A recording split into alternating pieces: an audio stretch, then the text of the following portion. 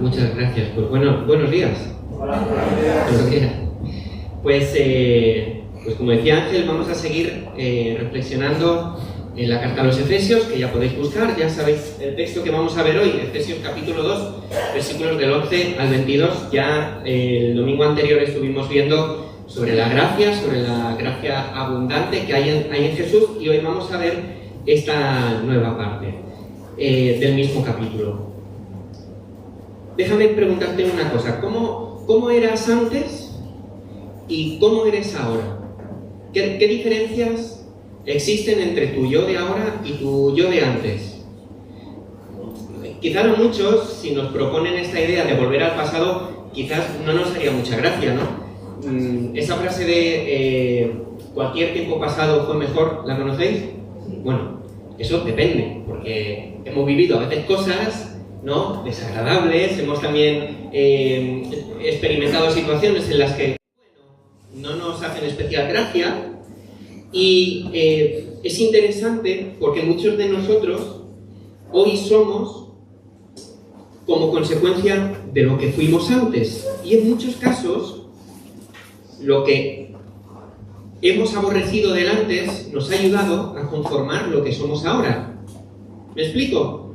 Yo hoy actúo de una forma porque antes actué de otra, y como eso dio un resultado que no me gustó, cambié mi forma de actuar, ¿no? Os lo voy a explicar con una imagen, para que entendáis cómo valoramos el antes y el ahora, ¿vale? Esto es ahora, pero antes, terrible, ¿verdad? Es terrible esto. Se ve cómo no estar agradecidos con el ahora, ¿verdad? Ahora bien, esto es ahora. Mira qué ejemplar más hermoso, ¿verdad? Es su esplendor. Pero ¿cómo era antes? Esto es terrible. ¿Cómo no vamos a amar lo que somos hoy viniendo de donde venimos, verdad? ¿Se entiende la idea que quiero transmitir con esto? Bueno, voy a pasar la imagen por no dejarla mucho tiempo ahí, para evitaros la náusea y todo esto, ¿vale? Sobre esto vamos a reflexionar en esta mañana. Hoy vamos a ver este fragmento de la carta a los Efesios que nos invita a recordar lo que éramos sin Cristo y lo que hoy somos gracias a Él, por Él y para Él, y cómo su sacrificio nos ha dado un acceso total y pleno al Padre, creando en sí mismo una sola humanidad con un mismo propósito. Y este propósito tiene un eje transversal, y es que no existen diferencias entre unos y otros. Eso es lo que vamos a reflexionar en esta mañana. La idea central del texto que vamos a leer hoy, estos 10 versículos aproximadamente, tienen una idea central, que es la cercanía de Dios con su pueblo para vencer y derribar todo muro. Por eso la predicación de hoy la he titulado Unidos por Él y para Él. Y para eso, para entender bien el texto, pues lo vamos a leer. Así que, como os decía, os invito a buscar capítulo 2 de Efesios, versículos del 11 al 22.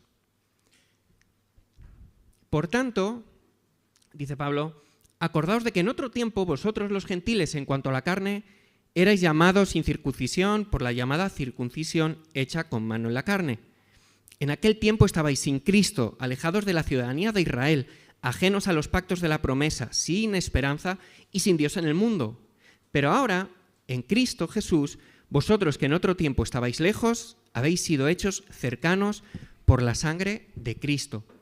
Porque Él es nuestra paz, que de ambos pueblos hizo uno, y derribando la pared intermedia de separación, aboliendo en su carne las enemistades, la ley de los mandamientos expresados en ordenanzas, para crear en sí mismo, de los dos, un solo y nuevo hombre, haciendo la paz, y mediante la cruz reconciliar con Dios a ambos en un solo cuerpo, matando en ella las enemistades. Y vino y anunció las buenas nuevas de paz a vosotros que estabais lejos y a los que estaban cerca, porque por medio de él los unos y los otros tenemos entrada por un mismo espíritu al Padre. Así que ya no sois extranjeros ni advenedizos, sino conciudadanos de los santos y miembros de la familia de Dios, edificados sobre el fundamento de los apóstoles y profetas, siendo la principal piedra del ángulo Jesucristo mismo, en quien todo edificio bien coordinado va creciendo para ser un templo santo en el Señor, en quien vosotros también sois justamente edificados para morada de Dios en el Espíritu. ¿Qué texto más bonito? Lo siento, me tocó me encanta. Brevemente me gustaría destacar el contexto para que podamos entender bien las palabras de Pablo y exactamente qué quería transmitir a sus lectores originales, ¿vale? Porque han pasado muchos años entre esta carta y hoy, ¿verdad?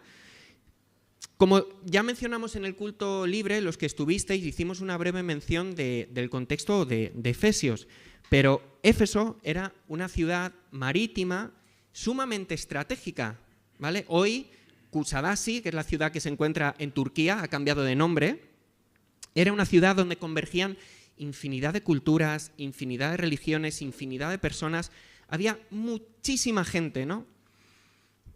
Era una ciudad multicultural y fijaros, en ese contexto el Evangelio fue predicado y judíos y gentiles reconocieron al Señor Jesús como su Salvador, haciéndose seguidores de Él e comenzando a integrar estas comunidades de cristianos, ¿vale? Estas comunidades pequeñitas que ya empezaban a ver en la ciudad de Éfeso. Y fijaros, no tenemos constancia de que lo que motivase la carta de Pablo a los Efesios fuera un conflicto en estas comunidades, como por ejemplo las cartas de Corintios o Gálatas revelan que había un conflicto directamente abierto. Más bien, Pablo sabía o intuía que la convivencia en un sitio con tantas culturas tan dispares y algunas tan fuertes como la judía, podían de alguna forma desvirtuar el propósito de la creación de esas iglesias, de esas comunidades, si ellas empezaban a olvidarse del factor común que tenían entre sí. Así que, de esta forma, empieza nuestro texto. Esta es la ciudad hoy de Éfeso. Yo no sé si los que habéis estado, que es un privilegio ver todavía que todavía se mantienen cosas, pero la ciudad de Éfeso hoy tiene esta forma, más o menos, ¿vale? Pero vamos a la primera parte de nuestro texto, anamnesis, los primeros 3 versículos. En estos 3 primeros versículos, este palabra es una forma literaria que usa Pablo mucho en sus cartas para, de alguna forma, animar a los lectores a apreciar el estatus que tienen presente y a recordar en contraposición de cómo eran en el pasado, ¿no? Por eso vemos una cosa al inicio de estos 3 versículos que dice, en otro tiempo, y da una lista, ¿no? Y dice, pero ahora, y da otra lista, ¿no? Es una invitación que hace Pablo, y lo vais a ver prácticamente en todas sus cartas, de invitar a los lectores a hacer memoria, ¿no? Que es un ejercicio que ahora vamos a profundizar. Y aunque Pablo dirige estas palabras a los gentiles, como veréis en los primeros versículos, Pablo sabe perfectamente que la carta no solo la van a leer los gentiles, también la van a leer los judíos. Por lo tanto, da aquí algunas indicaciones que hablan de unos y de otros. ¿Qué es lo que dice Pablo en estos versículos? Pablo hace una lista de cómo eran y nos podemos ver muy referenciados de cómo éramos, ¿no? ¿Cómo éramos sin Cristo? Sin Cristo, alejados, ajenos, sin esperanza y sin Dios. Así eran los gentiles, así éramos nosotros. Y fijaros que es curioso porque Pablo destaca en esta lista todas las cosas que los judíos, por ser judíos, consideraban que tenían intrínsecas, ¿no? Que eran de ellos, que les pertenecía. Ellos tenían esperanza porque ellos tenían los pactos, ¿no? Entonces, Pablo destaca estas cosas de los gentiles que los judíos creen que ellos tienen por ser simplemente judíos, ¿no? Sin embargo, tras la muerte del Señor Jesús y su resurrección, todas estas cosas desaparecen, ¿no? En resumen, Pablo lo que está transmitiendo es que estaban alejados del único Dios, esa fuente de vida verdadera. Pero ahora, versículo 13, los que estaban lejos, ¿qué han sido? Han sido acercados. No por méritos propios, no por nada que pudieran hacer, sino por su sacrificio. Es decir, el sacrificio del Señor Jesús, la muerte del Señor, ha acercado a todos hacia una misma persona, hacia Jesús. Y así nosotros, de la misma forma que estábamos lejos de Él, que vivíamos sin Dios, hemos ido a cercanos, pasando de ser ajenos a conocidos, de estar sin Él a vivir una relación personal con Dios. No es que estuviéramos lejos en el sentido estricto de la palabra, no es que viviéramos en otra parte. Estábamos lejos por nuestro pecado, pero Jesús paga por todo ese pecado y nos abraza con ese amor incondicional, acercándonos a Él. No es por méritos propios, es, como dicen estos versículos, en Cristo Jesús. Y cuando estamos en Cristo Jesús, ocurre todo lo anterior. Y solo mediante su sangre y su sacrificio, la relación con Cristo es posible. Es decir, Cristo nos acerca y su sacrificio nos habilita, nos abre la puerta a poder tener esa relación con Él. Y fijaros, esta anamnesis es sin duda la aplicación práctica que podemos encontrar en estos 3 primeros versículos. La invitación es a recordar. La invitación que Pablo hace a los gentiles en este caso, la encontramos prácticamente la primera palabra del texto, que es acordaos. Otras versiones habla de recordar. Pero esa es la invitación de Pablo, algo tan simple, pero que muy frecuentemente se nos olvida hacer. Si nosotros tenemos presente cómo éramos, podemos conducirnos de acuerdo con cómo somos por obra y gracia del Señor Jesús. Fijaros, Salmo 77. Me acordaré de las obras de Jehová. Sí, haré yo memoria de tus maravillas antiguas. Meditaré en tus obras y hablaré de tus hechos. Recordar, meditar y luego hablar, como consecuencia de ese recordar, de ese meditar. Recordar es una muy buena forma de hacer vida de iglesia y de fomentar la unidad. Porque, mira, ¿quieres? Te doy un consejo gratis, no te lo cobro, ¿vale? O bueno, sí, depende, no sé. ¿Quieres saber cómo tratar un conflicto? Recuerda cómo trata Jesús los conflictos contigo.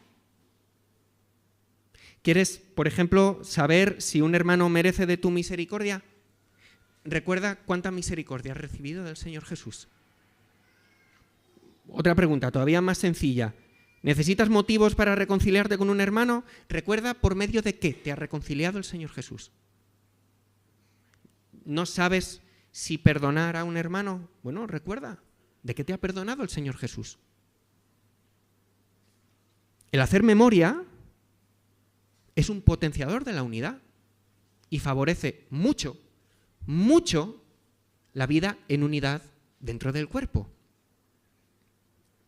Ahora bien, de igual manera, no nos olvidemos de dónde nos ha sacado el Señor, tanto de forma individual como desde la iglesia o como iglesia. Gracias a Dios ya no somos lo que éramos, ¿no? Bueno, yo le doy muchas gracias a Dios de no ser como era antes, ¿vale? O sea, eso creo que queda claro, ¿no? Bueno, que conste una cosa. A última hora quité fotos de Ángel y de David porque me daba un poco de cosa de que luego se me juzgara y criticara duramente, pero las tenía, ¿vale? Que conste. Luego las paso, ¿vale? Que conste, que todos tenemos nuestro pasado, ¿vale? David también tuvo el pelo largo, que conste. Gracias a Dios ya no somos los mismos y aunque es verdad que nos queda mucho por crecer, mucho por ser transformados, sí podemos reconocer la misericordia de Dios y cómo nos ha transformado desde antes a la hora. Y lo mismo pasa con la iglesia. Yo soy consciente de que Cristo vive, Betania aún tiene mucho trabajo por delante. Como cuerpo de Cristo necesitamos seguir avanzando, pero a los de Cristo vive, en concreto, no nos olvidemos, hace 6 años éramos 14 personas aquí. No había niños. Nos tocó pasar momentos muy complicados, con una pandemia incluida de por medio. Y hoy vivimos una realidad, por gracia y misericordia de Dios, muy distinta. No lo olvidemos. Esa es una muy buena forma de hacer vida de iglesia, trayendo a la memoria la misericordia de Dios para con nosotros todo el tiempo, tanto como iglesia como personas. No nos olvidemos. Porque recordar esto es la clave para entender lo siguiente. Y vamos a ir a la segunda parte que hemos leído. Unidos por Él. Y es que la unidad que revela Pablo y que cuando avancemos un poco más en los domingos con las predicaciones de Efesios y lleguemos al capítulo 4 de Efesios, vamos a ver estrictamente cómo Pablo habla sobre la unidad, ¿vale? Entonces ahora simplemente os lo menciono brevemente. Pero esta unidad que revela Pablo no es un ejercicio de la voluntad humana. La voluntad humana para la unidad del cuerpo, sí, es un ejercicio de voluntad complementario, pero la unidad del cuerpo de Cristo es consecuencia del sacrificio de Jesús. No tiene más. Pablo, en esta parte del texto, si os dais cuenta, en estos versículos del 14 al 18, vais a ver un énfasis en cómo esta unidad en un mismo cuerpo solo es posible desde la paz. Hasta en 3 ocasiones habla de Jesús como un promotor y agente de paz. Por lo tanto, uniendo a todos consigo en un mismo cuerpo desde la paz, podemos ver unidad. Es lo que está transmitiendo Pablo en ese sentido. Y por eso vamos a encontrar esta alusión de Jesús como agente de paz a través de un elemento, de la reconciliación, que es el texto que ha leído Ángel y que también está en palabras de Pablo. La reconciliación a través de la cruz. O sea, Jesús ha acercado a los gentiles a Dios y por tanto ha establecido una relación de paz. Algunos comentaristas hablan de que este capítulo 2 de Efesios tiene mucha relación con muchas promesas que se encuentran en Isaías. Fijaros, Isaías 57, 19, dice: produciré frutos de labios y paz. Paz al que está lejos y al que está cerca, dijo Jehová. Pablo simplemente en estas líneas está ayudando a los lectores gentiles a entender que Cristo ha traído paz para con Dios y para con los judíos. Es decir, dicho en una forma más bonita o menos coloquial, el resultado de la obra de Cristo es que ha traído paz, elemento imprescindible e indispensable para la unidad. Pero en paralelo también vamos a encontrar una alusión para que los judíos también puedan entender el sacrificio de Jesús y cómo éste ya ha borrado toda barrera entre unos y otros formando un solo cuerpo, porque el problema ya no era tanto de los gentiles, el problema era más de los judíos que convivían en estas comunidades, ¿no? Sabemos cómo era la cultura judía, mucho con unas raíces muy profundas. Fijaros, dice Pablo que derribó la pared intermedia de separación. Obviamente, los que hemos estado en alguna campaña evangelística, bueno, David y Estefany lo habrán oído 1000 veces, pero la metáfora de ese muro, de esa división, la entendemos todos, ¿no? Esa división para con Dios es el pecado. Pero es que en este caso concreto, más concretamente, el énfasis que está haciendo Pablo no es solo con Dios, sino en la unidad entre dos pueblos. Y es que esa pared que dice Pablo, ese muro, o la traducción literal, esa valla que menciona Pablo, ese existía literalmente. No sé si lo conocéis, pero había una valla literal que servía de separación entre los gentiles y los judíos en el lugar donde Dios se presentaba a la gente. ¿Cuál era ese lugar? Estaba en Jerusalén, una pista. ¿El templo? Existía una valla literal. Fijaros, esta valla se llamaba Soreg y era una valla que rodeaba los atrios interiores y de alguna forma era una valla que se levantaba a unos 130 y pico centímetros desde el suelo hacia arriba y que separaba la zona de los gentiles de los israelitas y no permitía el acceso al santuario. Y fijaros, algunos historiadores como Josefo hablan de que en esta valla habían hasta 13 inscripciones que amenazaban de muerte a los gentiles que entraran al santuario. Eran unas placas como estas, ¿vale? Y habían en diferentes idiomas para asegurarse de que todo el mundo lo entendía a la perfección, ¿vale? El grabado decía algo así como: ningún extranjero podrá entrar en la balaustrada que rodea el santuario y el recinto. Quien sea descubierto será responsable de la muerte que le sobrevenga. ¿No? Como para entrar sin invitación, ¿verdad? No, mejor no, ¿vale? Bueno, esto era una realidad. Y Pablo, cuando habla de ese muro de separación, explícitamente que está hablando de unidad, está haciendo alusión a esto. No para que los gentiles únicamente se den por aludidos, sino los judíos también, que fueron los que levantaron esta valla, este muro, para hacer esa división. Bien, pues dejadme deciros otra cosa. Este muro existe hoy en día y existe mucho más cerca de donde pensamos. Existen nuestras iglesias. Un muro de etnocentrismo, un muro de elitismo, un muro que excluye, que pone etiquetas, que categoriza a la gente. Sí, existen muros en la iglesia, por desgracia. Un muro que termina por excluir a propios y a extraños, incluso gente que lleva mucho tiempo en la iglesia. Esto lo vemos en la sociedad hoy en día. No estoy descubriendo la pólvora cuando os digo que hoy cada vez más se nos intenta dividir en las diferentes esferas, las que queráis, bajo los diferentes eslogans y partidos políticos, lo que queráis. Pero hoy la dinámica es la de levantar muros, la de dividirnos. Y por desgracia, esto ha permeado en la iglesia. Pero en lo espiritual, este muro no debe existir, porque ya ha sido derribado, dice Pablo. Este muro simboliza la enemistad entre nosotros y entre nosotros y Dios.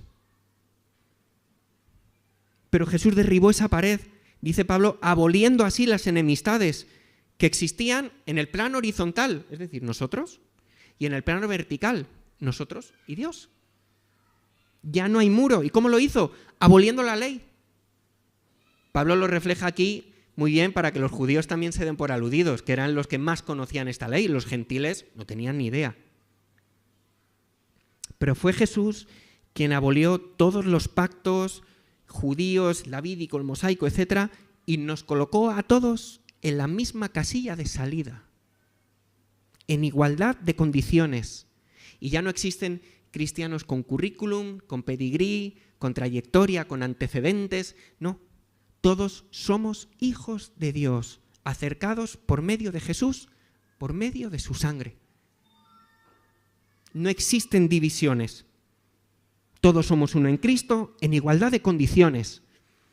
Y el sacrificio de Jesús no buscaba únicamente el establecer una convivencia en paz entre dos pueblos tan distintos, ¿no? Sería como muy corto, ¿no? O sería como muy poco ambicioso ese sacrificio únicamente por dar estabilidad a un grupo de personas.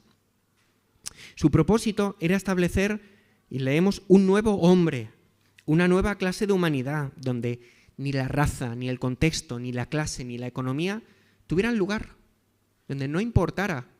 Fijaros, hace 2 años la Universidad Autónoma contactó conmigo a través de FEREDE y Diaconía, porque hay un grupo de investigadores que quieren estudiar las iglesias evangélicas como como ente encargado de la generación de redes informales de apoyo. ¿Y sabéis por qué? Me decía una de las investigadoras, dice, porque nos hemos dado cuenta que en las iglesias conviven mucha gente, muchos perfiles.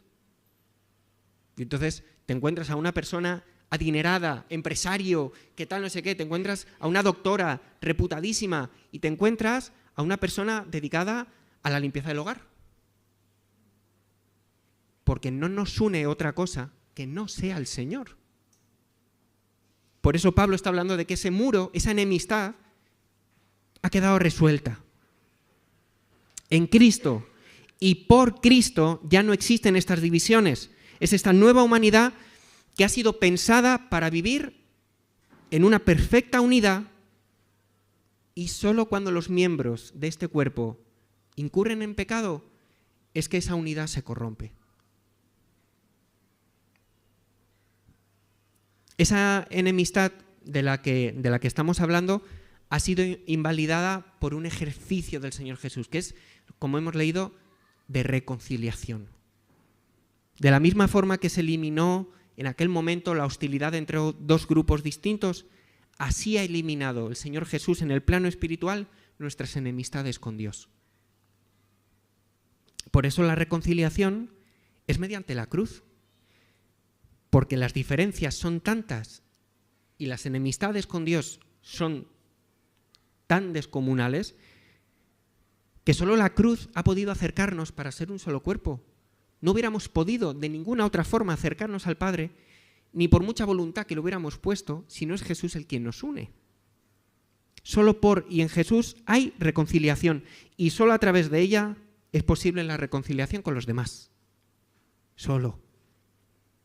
La sangre de Jesús trae perdón y reconciliación, pero también trae una nueva humanidad unificada y reconciliada con Dios. Por eso Pablo acaba en este versículo 18 con una frase que debemos tener en mente, que es que todos tenemos entrada por un mismo espíritu al Padre.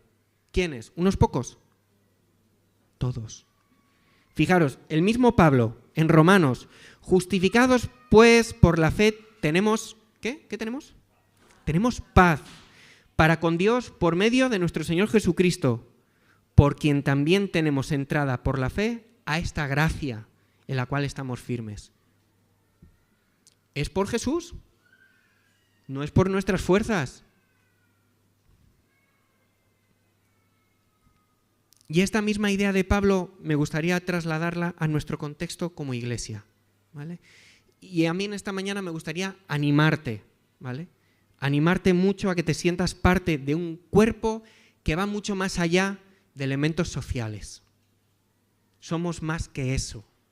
Somos más que eso. Mi invitación en esta mañana es animarte a que pongas tu empeño, a que trabajes con empeño en no convertir la iglesia en un club social. No dejemos que lo que nos una sea la edad, sea el trabajo, sea el país de origen, sea el idioma, sea nuestro estatus económico. No dejemos que nos una eso. No nos une eso. Luchemos contra eso. Pues eso es lo que hace el mundo. Por eso existen las peñas, los clubes de fans, los amantes del Rayo Vallecano, ¿no? ¿No? Sí. Eso lo hace el mundo. Dediquemos esfuerzos en vivir una unidad que ha sido ganada por Él y que nuestro motivo de unidad sea Él y no únicamente nuestras afinidades. Esas afinidades que podamos compartir. Por eso como iglesia insistimos mucho en los grupos de hogar, en los oasis. Principalmente insistimos en su importancia porque sirven para edificar esa unidad de un cuerpo tan heterogéneo como es este. En los grupos de hogar convergen diferentes historias, nacionalidades, momentos de vida, edades, etc. Es ahí donde convergen y ahí se pone de manifiesto el eje transversal, que es el Señor Jesús, que es su palabra y que es su espíritu. En esos grupos de hogar se pone de manifiesto el eje central de la unión, que es Él, no nuestras afinidades. A mí me hace mucha gracia que cuando me encuentro a Alfredo por la calle, la gente se queda un poco sorprendida de que nos abracemos y todo, porque un señor dominicano de 70 años, con una persona más joven, ¿qué tenemos en común? Si no fuera por el Señor, Alfredo y yo no tendríamos nada en común. No tendríamos nada, ¿no? Jorge y yo compartiríamos a lo mejor eso, redes sociales, no más. Con José Pablo, o lo distintos que somos, ¿no? ¿Me hago entender? Pongamos a Jesús por encima de nuestras afinidades y disfrutemos de esa unidad. Veremos fruto de ello. Pero el texto de Pablo no acaba aquí. Nos faltan unos versículos que están recogidos del 19 al 22, los restantes, ¿vale? En esta última parte del texto que hemos leído, Pablo va a intentar recoger o extraer todas las implicaciones que tiene todo lo que hemos leído antes. El hecho de que Cristo nos haya reconciliado y haya derribado esa separación entre unos y otros nos da una nueva identidad como parte de esa nueva humanidad. Pablo a eso le llama la familia de Dios. Spoiler, por eso nos llamamos hermanos, ¿vale? porque somos parte de la familia de Dios. Una familia que se edifica, sí, es verdad, sobre el testimonio y el trabajo de los que nos han precedido, ¿no? Por eso Pablo menciona aquí, ¿no?, que hay un fundamento de profetas y también de apóstoles, ¿no? Pablo reconoce que la iglesia tiene un fundamento de trabajo, pero Pablo también menciona una cosa, que es que el fundamento no son ellos. Hay una piedra angular que es Jesús, que sirve de fundamento de esa nueva humanidad, de esa familia de Dios. Primera de Corintios 3, versículo 11, porque nadie puede poner otro fundamento que el que está puesto, ¿el cual es? Jesucristo. Y por eso, déjame solo detenerme aquí un momento, ahora seguimos, ¿vale? Esta iglesia, Cristo vive, pero también Betania, no tienen valor por cómo son, ni por las personas que la integran. Tienen valor por el fundamento que tienen. O dicho de otra forma, nosotros no hemos edificado una iglesia sobre Emanuel, sobre Jorge, sobre José Pablo, sobre Don Roque. La iglesia está edificada sobre Jesucristo. Y podrán venir miles e irse miles, pero la iglesia no está fundamentada en personas fluctuantes, está fundamentada en Jesús, que es quien sostiene nuestra iglesia, es el fundamento del cuerpo. Y por eso la iglesia tiene el valor que tiene, no por lo bonitos que seamos, que somos muy bonitos, ¿vale? No es por eso. Como os decía antes, el sacrificio de Jesús no fue solo para establecer paz y así poder convivir en un solo cuerpo, ¿vale?, sino que ese establecimiento en una nueva humanidad tiene un propósito. Versículo 21 y 22 es ser un templo en el Señor y ser morada de Dios en el Espíritu. ¡Qué bonito! Somos morada de Dios, somos su templo. Un templo que no deja de edificarse, que dice Pablo que va creciendo cada vez más y en función de las personas que vayan conociendo del Señor y se vayan añadiendo, este templo va creciendo, ¿no?, cada vez más, ¿no? Después de la campaña tenemos 13, ¿no?, aproximadamente 13 personas más, ¿no?, en este templo, en este cuerpo, en esta morada de Dios. Jesús nos ha constituido para ser templo de su Espíritu, pero solo se puede ser, versículo 21, si somos templo de su Espíritu en Él. Ese templo es donde habita el Señor. Y si como iglesia no estamos en Él, nuestra intención no es Él, nuestro fundamento no es Él, perderemos el rumbo y nuestra identidad que solo podemos tener en Él. Por eso Pablo menciona esto y le da un énfasis tan importante. Nuestra identidad está en juego porque nuestra identidad nos la da Él, no las cosas que hacemos. Somos, en definitiva, morada de Dios. Fijaros, 2 Corintios. Si os dais cuenta, todos los pasajes que hemos visto, salvo Salmos, son todos de Pablo, en la misma línea. Porque vosotros sois el templo de Dios viviente, y como Dios dijo, habitaré y andaré entre ellos, y seré su Dios, y ellos serán mi pueblo. Dios está aquí, en medio de su pueblo. Ahora, ¿qué aplicación tiene esto? ¿Cómo puedo edificar, ¿no?, como dice el texto, cómo puedo edificar su templo? Somos templo, ok, pero ¿cómo puedo edificarlo? ¿Cómo puedo promover esta unidad? Bueno, la respuesta la encontramos también en el mismo texto. ¿Cómo puedo favorecer o promover la unidad? Edificando el cuerpo desde la paz. Nosotros tenemos un rol activo en esta edificación. No entregamos nuestra vida al Señor, entramos a una comunidad a formar el cuerpo del Señor y ya está, ¿no? Primera de Pedro, ¿qué es lo que dice? Vosotros también, como piedras vivas, no un adoquín allí suelto pegado a la pared, no. Como piedras vivas, sed edificados como casa espiritual y sacerdocio santo. Tenemos un rol activo en esta edificación. Me explico. El coste para él fue tan importante, tan descomunal, que no deberíamos dudar lo más mínimo en sacrificarnos para unirnos a él en su esfuerzo por edificar la iglesia. Sí, compartiendo el mensaje del Evangelio, por supuesto, pero también esforzándonos en que en el cuerpo de Cristo haya paz. Y fijaros, si Jesús es nuestra paz, versículo 14, si Jesús establece paz, versículo 15, y si Jesús anunciaba la paz, versículo 17, creo que no hay ningún pretexto para romper la unidad en el vínculo de la paz, como menciona Pablo en Efesios capítulo 4.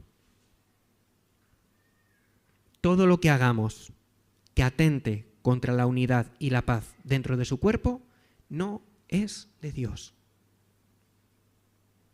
Así que como Cristo, seamos agentes de paz. Dice Colosenses, también Pablo, dice, y la paz de Dios gobierne ¿el qué? Vuestros corazones. ¿Os acordáis? Hace unas semanas decíamos que nosotros hacemos lo que amamos, lo que tenemos en el corazón. Si la paz gobierna nuestro corazón, haremos paz. Que la paz de Dios gobierne vuestros corazones, a la que asimismo fuisteis llamados en un solo cuerpo. ¿Se entiende? Bien.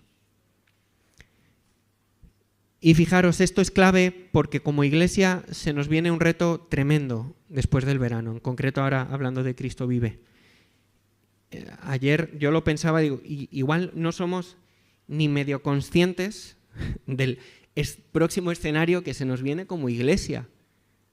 Igual no somos del todo conscientes porque asumir autonomía también es asumir responsabilidad. Y pronto llegarán las asambleas, las decisiones, a las 6 de la tarde una asamblea, me partes el domingo, todo esto. Y eso será un punto de inflexión, porque si en medio de este crecimiento como iglesia no prima la paz,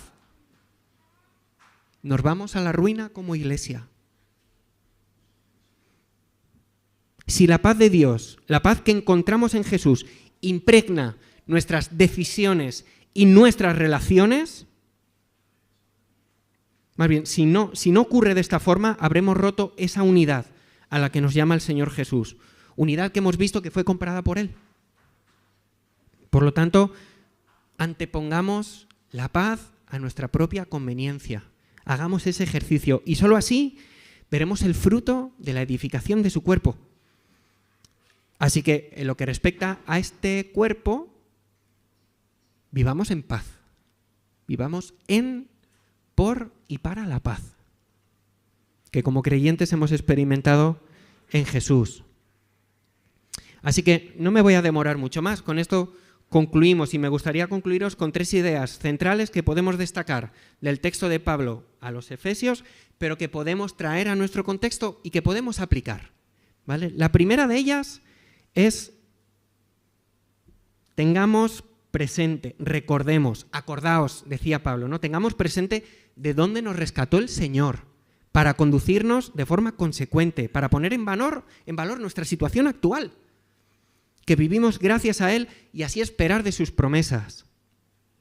La segunda idea es que teniendo esto presente nos ayudará a entender que su sacrificio ha roto toda diferencia entre unos y otros, que nos ha igualado en condiciones, que por medio de la reconciliación Jesús manifiesta el mismo trato con unos y con otros, y para todos en un mismo cuerpo, lo que Pablo llamaba la familia de Dios.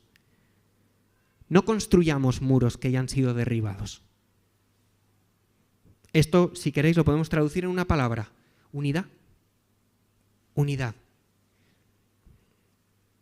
Y la tercera idea es que este cuerpo tiene un propósito: ser templo y morada de Dios en el Espíritu. ¿Para qué? Para crecer y para ser edificado. Así que edifiquemos el cuerpo desde la paz, edifiquemos esta iglesia desde la paz, que la paz gobierne en nuestros corazones y que la paz que tenemos en Jesús y que debemos a Él y que ha sido por Él, de alguna forma intentemos procurar mantener la unidad de acuerdo a esta paz. Así Así que con esto ya acabo. Sintámonos privilegiados, hermanos. Sintámonos privilegiados de formar parte de la familia de Dios, siendo conscientes de dónde nos ha sacado, de lo que gozamos hoy, ahora, fruto de ese precio pagado. Vivamos nuestra fe en unidad, sin diferencias, sin muros, y edifiquemos un cuerpo desde la paz, conscientes de que en ese cuerpo, por medio de la paz, mora el Señor en su espíritu. Y si queréis, os lo resumo en 3 palabras: memoria, unidad y paz. Apliquemos estas enseñanzas a nuestra vida individual y de iglesia y pronto veremos fruto. Que Dios nos bendiga.